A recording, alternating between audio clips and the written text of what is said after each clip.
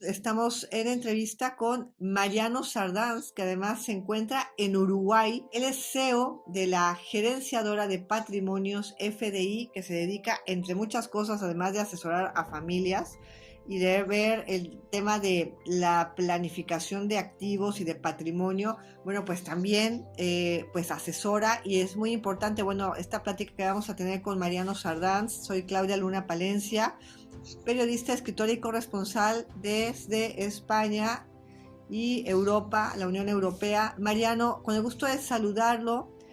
Vemos que en estos momentos pues hay mucha actividad, ¿no? En los mercados financieros. Las cosas están cambiando a raíz de la invasión de las tropas rusas a Ucrania. Pero me llama, antes de entrar al tema de la geopolítica a nivel global, me llama mucho la atención el tema de que China ya no es una fuerza de crecimiento económico. ¿Qué está pasando con China, Mariano? ¿Qué tal, Claudia? De todo, bueno, gracias por la entrevista. Al contrario. A ver, China en el 20, con la pandemia, al principio no se cerró como el resto de los países, empezó a hacer estos lockdowns, estos cierres masivos, donde se veía que encerraban a la gente, a la población en sus casas, en forma policíaca, a partir del 2021 más o menos. Y empezó a cerrar los puertos, las comunicaciones, ¿sí? Empezó a desproveer a sus clientes a nivel mundial, de alguna forma, las empresas, ¿sí? Eso produjo en un comienzo de que a China se lo vea como un proveedor no confiable, ¿sí? Que no podía entregar mercadería en tiempo y forma y lugar. Entonces, bueno, viendo ese manejo de una autocracia como es China, en estas cosas que de repente está todo bien y de repente está todo mal, estas cosas donde las libertades individuales de repente no valen nada. Entonces muchas multinacionales empezaron a tildarle así, como te decía recién, como un proveedor no confiable. Entonces empezaron a exigir a sus proveedores, en la mayoría de ellos chinos o fabricando en China, ¿sí? Que salgan a proveerles desde fuera de China. Eso fue un comienzo, pero tenía que ver con estas medidas de una autocracia donde de repente cambiaban las reglas de juego, ¿no? A partir de entonces, como te decía, gran parte de las multinacionales empezaron a exigir a sus proveedores, bueno, entrégame de fuera de China, ¿sí? Ahora, después vino la guerra de Rusia, la invasión de Rusia a Ucrania, y este coqueteo de China con Rusia y al mismo tiempo una posible invasión a Taiwán. Sí. Y entonces lo que empieza a suceder ahora es que hay un gran temor de las empresas a nivel mundial, multinacionales o empresas necesitando la provisión de insumos o de productos. Hay un gran temor de que Occidente, obviamente liderado por Estados Unidos, haga un boicot contra productos chinos, ¿sí? Y eso está produciendo desde hace unos meses una exigencia cada vez mayor presión a que los proveedores brinden sus servicios o sus productos desde fuera de China, ¿sí? El primer gran beneficiado por la cercanía y el sistema de puerto que tiene es Vietnam. Después, bueno, después India, como te diría hoy, India es el país que ya se sabe que está reemplazando a China. De hecho, acaba de pasar el billón de habitantes India, y ahora con el tema también de Rusia, Occidente está rearmando militarmente con equipamiento militar a India, y es una gran fuente de ingresos, de inversiones, porque muchas empresas salen a producir directamente a India. Otro país beneficiado es México. Fíjate el peso mexicano en los últimos meses, cómo se ha ido apreciando. Muchísimos productos que vos consumís ahí, que antes eran producidos en China, hoy son producidos en México. No sé, cepillos de dientes, por ejemplo, ¿sí? Si vos vas a la etiqueta, a la cajita, al envase, vas a ver hecho en México, que eran productos que antes se hacían en China. Bueno, y así todo. Entonces, El problema de ese que hay, donde la producción empieza a salir de China, es que, por supuesto, todas estas nuevas empresas, todas estas nuevas fábricas de estos conglomerados van a poder producir con la misma calidad que se hacía en China, pero no al mismo precio que se producía en China, por la economía de escala que tenía China. China fue el gran proveedor de desinflación mundial en los últimos 40 años. Lo que era normal para toda empresa que tenía proveedores chinos es que todos los años los precios bajaban. Y ahora, por ejemplo, recién acabo de cortar con un fabricante de productos de pintura, todo lo que tiene que ver con pinceles, rodillos y todos los aditamentos que tiene que ver con las pinturas de las obras de las casas, y me decía que una característica de los chinos de los últimos años, a pesar de que subieron el precio de todos los commodities, los chinos no subieron los precios. Fíjate cómo absorbieron, y ahora debido a la crisis, hoy China está en una crisis. Hay ya informes de personas extranjeras con cuentas en China que no pueden sacar su dinero, ¿sí? Por diferentes burocracias que le ponen, pero en definitiva hay un problema. China está con un grave problema. Al mismo tiempo, en esta cosa de que las empresas en un comienzo, como te decía, en el 2021 las empresas decían, o por lo menos nosotros tenemos muchos clientes que son directores globales de multinacionales, nos decían que la orden era: no se pone nada más en China, no se invierte nada más. Lo que se puede sacar se saca, y si no se va a ir sacando, desinvirtiendo con el tiempo, pero no se pone más nada, ¿sí? Y entonces empezaban a aparecer otros países, como te decía, Vietnam, Malasia, ¿sí? Otros países donde eventualmente invertir o poner mayor gasto de marketing, inversiones y demás.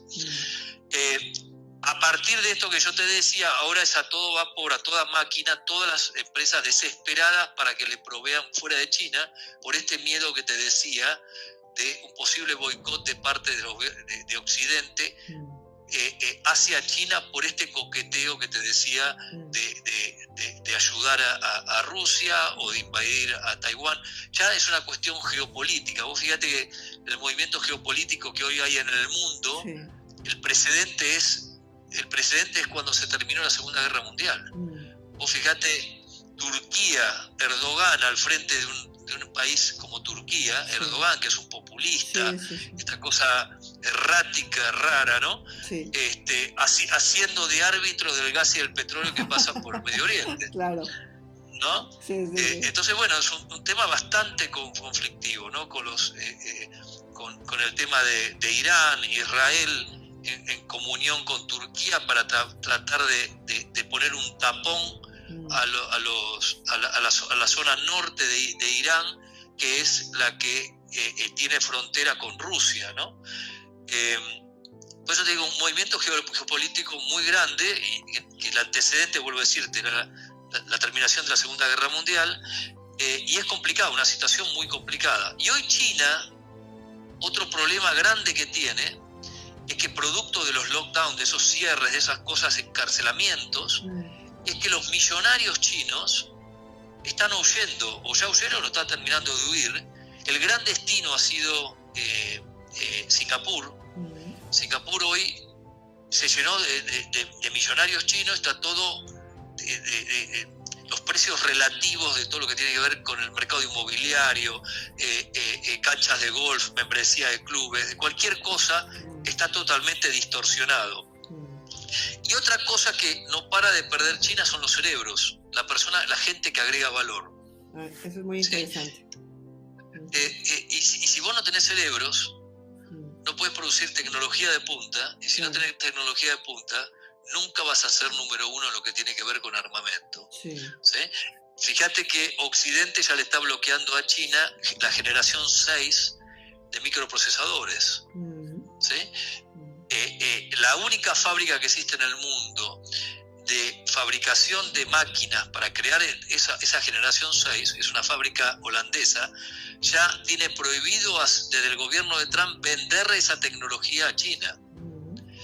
Y todas las compañías de semiconductores como Intel, como AMD y las taiwanesas estaban produciendo plantas en China, salieron a desinvertir, a directamente salir de China, no producir nada.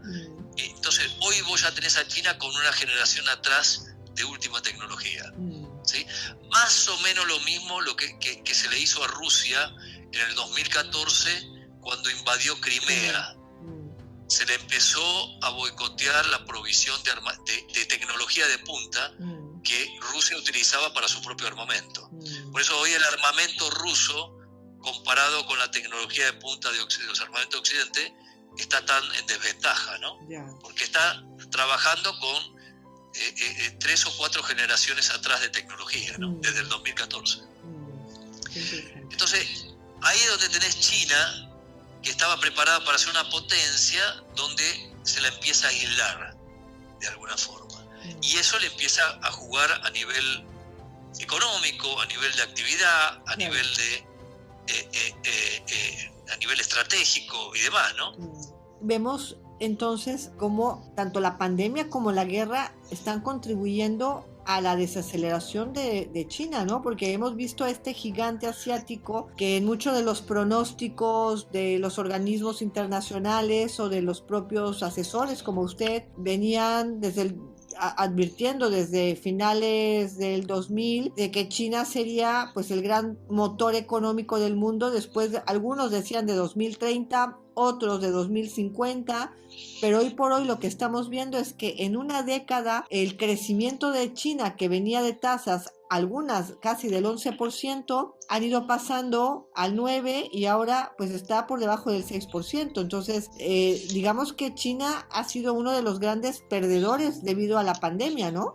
Totalmente. China, un grave problema que tenía hace muchos años, un tema estructural, era el tema demográfico. De hecho, como te decía, hoy la población china está bajando, ¿sí? Se está reduciendo. Otro problema que tenía China es que sí, la balanza comercial era positiva, pero la balanza de pagos, todo el dinero se iba a Occidente, fundamentalmente a Estados Unidos. Todos querían su plata fuera de China. Y ahora se suma esto que te decía recién, ¿no? Los millonarios huyendo de China y la gente que agrega valor, los cerebros, la gente que da valor a las empresas o desarrolla, crea tecnología de punta y demás, huyendo de China también, por la falta de libertades individuales, ¿no? Claro. Que eso es lo que la gente empezó a valorar durante la época de la pandemia. La crisis que se está, no sé si es una crisis ya muy desarrollada o todavía es incipiente y puede llegar realmente a estallar, la famosa crisis inmobiliaria, ¿no? Y de ladrillo que se habla en China. Bueno, ya eso está destrozado el mercado inmobiliario ya hace 2 años, a partir de la crisis que hubo de pago de Evergrande,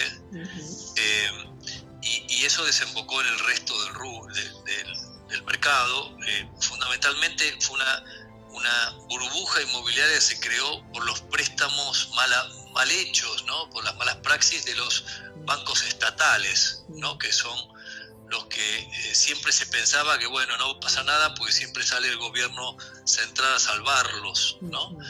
Y bueno, hay toda una discusión ahí adentro, pues también mucha gente se la metió en prisión por estafas, o muchos burócratas también se los metieron a prisión, pues se dieron cuenta que había dinero, comisiones en el medio, ¿no? O coimas en el medio. Entonces, bueno, una redada grande que, bueno, ahí hay que ver quién persigue a quién, porque son gobiernos generalmente muy corruptos, ¿no? Todas estas autocracias. Claro. Entonces, el tema de la crisis inmobiliaria no paró. De hecho, China hace 2 años trata de levantar eso, pero bueno, no hay caso. El pánico ya no es por lo inmobiliario, el pánico ya es por las libertades individuales. Entonces, si los millonarios huyen del país, la gente que agrega valor huye del país, entonces empieza a ser un país que económicamente le empieza a costar sostenerse, ¿no?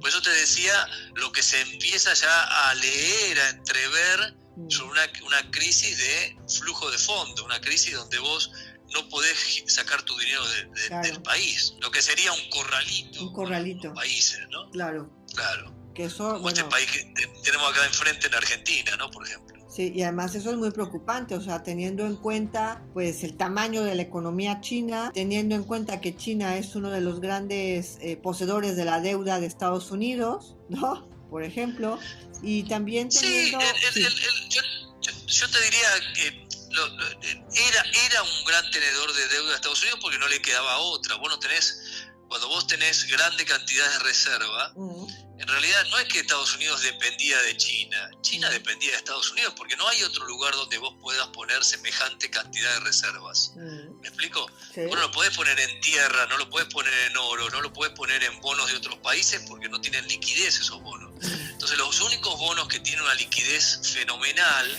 una liquidez máxima, son los bonos del gobierno de Estados Unidos. Sí. Entonces China era rehén de Estados Unidos, no Estados Unidos de China. Y China, obviamente, esas reservas, esos bonos, lo ha ido vendiendo porque ha necesitado salir a intervenir en el mercado de cambios. Entonces ha tenido que salir a vender dólares, por lo cual vendía los títulos, para salir a defender el yuan, ¿sí? La moneda local. Sí, claro. Entonces, y esto viene sucediendo ya hace 2 años. Claro. A partir justamente de la crisis inmobiliaria, ¿no? ¿Cree, Mariano, con todo esto que estamos viendo, porque esta es una gran sacudida, o sea, estamos viendo una sacudida en todos los órdenes, y desde luego que el orden económico pues no se escapa, el orden monetario tampoco escapa de esta sacudida? ¿Cree que estamos viendo o en esa fase de transición hacia un nuevo orden mundial como algunos ventilan? Bueno, acordate que cuando se inició la guerra, la invasión de Rusia a Ucrania, países como Alemania y Francia, líderes de Europa, estaban operando para que Ucrania se rinda o ceda territorios, ¿no? Finalmente, ¿qué se terminó demostrando? O sea, países, el mundo siempre ha pagado o asesinado por mantener el status quo, como que todo siga igual. Es mejor que todo siga igual que vengan cambios que no se sabe qué consecuencias puede traer, ¿sí? Entonces, ¿qué va a terminar pasando en la guerra entre Rusia y Ucrania? Y ya Ucrania hoy pasa a ser un jugador muy relevante. Fíjate, los mismos ucranianos o extranjeros saliendo a apoyar a Ucrania y Ucrania convirtiéndose también al mismo tiempo en un gran desarrollador de armamento. Entonces Ucrania, lo más probable es que termine liderando la economía europea. Y eso a Alemania y a Francia no le gustaba nada. Ahora, por la presión internacional, tuvieron que ceder y aceptar ayudar, aceptar que lo que proponía Putin no era coherente. Ceder territorios Ucrania es Ucrania, claro. Y Ucrania incluye Crimea también, Ucrania, ¿sí? Crimea es parte de Ucrania, no de Rusia. Entonces, bueno, ahí es donde Alemania y Francia, que al principio decían, bueno, cedan el Donbass, cedan Crimea, con tal de haya paz, que se cierre todo, que se acabe todo, y Ucrania mismo diciendo, no, esto es nuestro y vamos a salir a pelearlo, ¿no? Claro. Entonces, ¿qué te quiero decir con esto? Ya Ucrania está siendo un nuevo actor mundial. Lo más probable es que termine liderando Europa económicamente y políticamente. Y bueno, por supuesto, te decía el caso de Turquía, por ejemplo, haciendo de árbitro y junto con Israel tratando de taponar, aislar a Irán de la frontera con Rusia, sí, a través de Kazajistán, ¿no? Sí. Bueno, por eso te digo, es un tema a nivel geopolítico complicado que ojalá no se destapen otro foco de conflicto, ¿no? Por supuesto. Claro. Y luego estamos viendo este fortalecimiento del dólar, Mariano, que no se nos puede escapar de la vista, ¿no? Y además en un momento en el que, no sé en el caso de la moneda uruguaya, pero por ejemplo en el caso de la moneda mexicana, se está apreciando, ¿no? Hemos visto que se está apreciando fuertemente respecto al dólar y respecto al euro. No sé cómo está la moneda de Uruguay, si también está viviendo esa apreciación respecto al dólar y respecto al euro también. Pero bueno, también vemos que este refortalecimiento o revitalización del dólar es como una forma de contestar a esos agoreros que creen que la alianza China-Rusa puede desembocar en un nuevo sistema financiero internacional, en una nueva forma de pagos, en una nueva moneda. ¿Qué opina al respecto? Estados Unidos sigue siendo el más fuerte, aplica la ley del más fuerte, y cualquier otro país está 30 años atrás, ¿sí? Por la tecnología que maneja, produce, el valor que agrega, por las leyes, por la seguridad jurídica. Vos fíjate que el capital huye hacia donde hay tranquilidad, hay seguridad, hay seguridad jurídica. Correcto, sí. Entonces, vos me decís, Estados Unidos es una panacea, yo viví muchos años. No, no es una panacea, pero es lo menos malo del mundo, es lo menos malo. Y la gente va hacia lo menos malo, ¿sí? Entonces, ahora, Estados Unidos, la moneda se apreció porque fue uno de los países que primero subió la tasa de interés y la continúa subiendo. ¿Sí? Sí. En realidad, el primer país que subió la tasa fue Brasil, por eso el real brasilero se había apreciado mucho hasta que ganó Lula, y 3 o 4 días después empezó a operar respecto a quién iba a ser el ministro de Economía, que terminó siendo elegido un payaso de la política, que no es economista, que es abogado y una persona nada.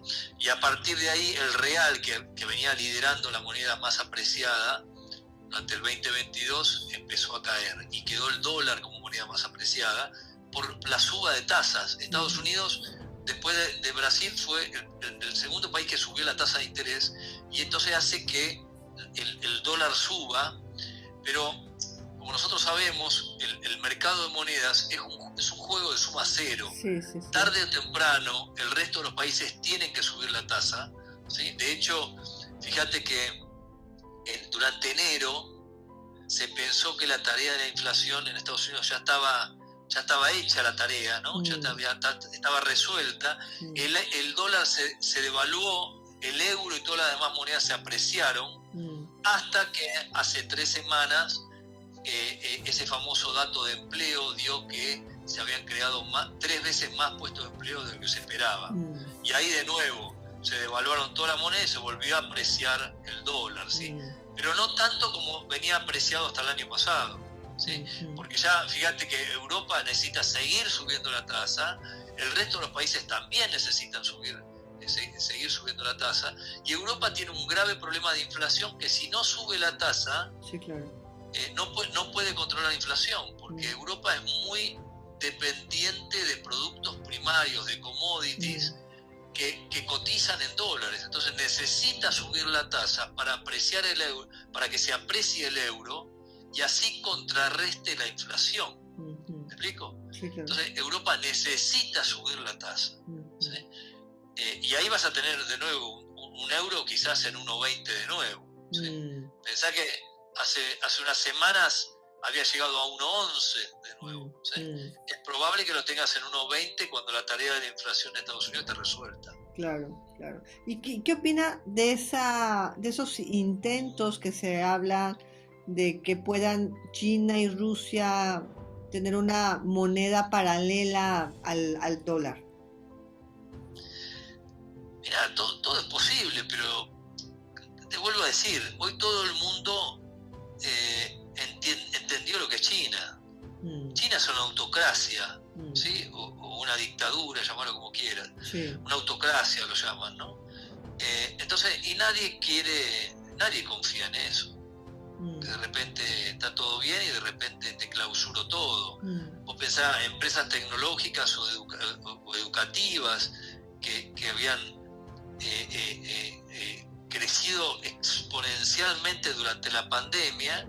Un día vino el gobierno chino y dijo: no, ustedes crecieron demasiado, son muy ricos, todo, esto no es de ustedes, ya es mío, ¿no? Y entonces le sacó a la gente, a los desarrolladores, a los dueños, a los capitalistas, a todos, les destruyó valor directamente. Les prohibió acá, les prohibió allá, les sacó esto, les sacó lo otro. No, pues nosotros tenemos que monitorear todo, controlar todo, entonces entonces bueno, cambió automáticamente todas las reglas de juego. Entonces la gente ya, como te decía antes, las empresas ya ven a China como no confiable, la gente empieza a percibir que son países no confiables, entonces el uso de esas monedas, y ¿quién usaba el rublo? El rublo, ¿no? La moneda, nadie. Claro, a nivel mundial. Claro, nadie. Claro. El yuan entró a algunos países en crisis, como acá enfrente a Argentina, que un swap con de yuanes, ¿no? Con China, pero de nuevo son swaps para comprar productos chinos solamente para eso, y está activado algunas veces, ¿no? Ujú. Por eso digo, China ha tratado de hacer muchas cosas, pero lo que China no tiene es seguridad jurídica. Entonces, por eso siempre sus relaciones terminan siendo con, con países parias, ¿no? Que los termina de alguna forma coercionando, ¿no? Ujú. Por eso es posible que tome relevancia una posible moneda, si sale, es posible. Claro. Lo que pasa que, bueno, Rusia está fuera del mapa. A Rusia le bajaron el disyuntor y le dijeron, bueno, ahora son la nueva Corea del Norte, ¿no? Y China, este aislamiento que le está haciendo Occidente, ¿no? Claro. Mariano, ya para terminar, usted es CEO y fundador de esta gerenciadora de patrimonios FDI, que además tiene 3 oficinas, allá en Uruguay, otra en Estados Unidos, en Argentina, y además da una enorme asesoría, ¿no? a sus clientes al respecto de este caleidoscopio de 14 países, América Latina, la Unión Europea, Europa en general. No puedo irme sin preguntarle cómo se encuentra la gente en Uruguay, cómo les ha afectado pues el tema de la pandemia, de la invasión, cómo está la situación patrimonial de las familias en Uruguay. Mira, Uruguay desde la macro, mirando la macro está muy bien. Hay mucho ingreso de capitales, muchos extranjeros viniendo a vivir aprovechando la vacación fiscal. Uruguay ha promocionado mucho la vacación fiscal de 11 años, donde el extranjero está exonerado del pago de impuestos, ¿sí? De impuestos fundamentalmente a la renta o a las ganancias o el IRPF, depende cómo se llama en diferentes países, por todo lo que gana en el mundo, ¿no? Entonces, bueno, fundamentalmente viene mucho el norteamericano. Si vos sos ciudadano norteamericano, si no pagas acá, pagas en Estados Unidos. O sea, el ciudadano norteamericano paga, no importa dónde resida, paga por la diferencia. Pero no así un europeo, un español, un francés, un inglés, ¿sí? Que viene y por lo que gana alrededor del mundo con sus empresas, por su actividad, entonces no paga. Entonces, Uruguay recibió y sigue recibiendo mucha gente con esas condiciones. Y eso produjo mucha presión sobre un país chico que tiene poco servicio, que tiene poca producción, que tiene una productividad baja. Entonces encareció mucho la vida del local, ¿sí? Entonces vienen acá en Uruguay, está todo carísimo cuando lo comparás con Brasil, con Estados Unidos, con Europa. Entonces, bueno, vos tenés un país que está casi en pleno empleo, pero el nivel de salarios que parecen altos, cuando vos analizás los gastos que se tienen, es poco el ahorro que la gente tiene en general, ¿sí? La gente local, ¿sí? Entonces, se vive bien, se vive mejor que hace años atrás, desde la macro está muy bien, pero lo que falta es mejorar la productividad, que haya más. Yo te diría, Uruguay necesita, como Estados Unidos, inmigrantes continuamente, gente que venga a trabajar en los diferentes rubros, en las diferentes actividades, y de forma mucho más productiva, con mayor productividad, ¿no? Gente que quiera trabajar, porque se necesita justamente mucho servicio, mucha producción, escasean personal en muchos rubros, desde contadores o estudiantes de contabilidad hasta ingenieros, operarios de todo tipo. Y todo porque, de nuevo, el tipo de cambio se sigue apreciando, los salarios ajustan por inflación, de alguna forma, o por una métrica que media rara, pero más o menos por inflación, o sea, hay un ajuste anual, pero el costo de vida es muy grande, muy grande. Claro. Entonces, vuelvo a decirte, el ahorro de la gente es muy pequeño, ¿sí? Hay mucha presión sobre eso. Bueno, al final me parece que todas estas décadas de esfuerzo latinoamericano, de reformas y demás, han venido dando sus frutos en muchos aspectos macroeconómicos, porque la crisis de 2008, mientras los países industrializados estuvieron con tasas de crecimiento muy bajas aquí en la Unión Europea y la zona euro pues en una larga recesión. Y luego ahora pues vemos con el tema de la pandemia y con el tema de la invasión, que los más castigados vamos a ser nuevamente los europeos, ¿no? Muchos de los, Alemania, Francia, Estados Unidos también, que va a bajar un poco, se desacelerará su crecimiento. Y vemos cómo pues los países latinoamericanos y otros emergentes, pues bueno, van a estar bien, ¿no? Dentro de la marea. Esperemos que sí, la clave es lo político. Fíjate que son todos países que, salvo Argentina y Venezuela, tuvieron políticas monetarias bastante aceptables, ¿no? Cuando hablo de políticas monetarias es justamente un control férreo sobre la inflación. Acá en Uruguay es un país que ya lleva 20 años o del 2002 una lucha atrás de la inflación, tratándola de bajar. Bueno, lo mismo pasa en Bolivia, Paraguay, Perú, Colombia y demás, ¿no? Lo que pasa es que también son países que lo político hace mucho ruido. Claro. ¿Sí? El caso de Argentina, bueno, es la oveja negra en la región. Argentina no termina de salir con estos gobiernos populistas que aparte de populistas hacen desastres monetarios, ¿no? Sí, claro. Entonces, bueno, ahí es donde viene la inflación que tienen y demás. Claro. El caso venezolano lo mismo.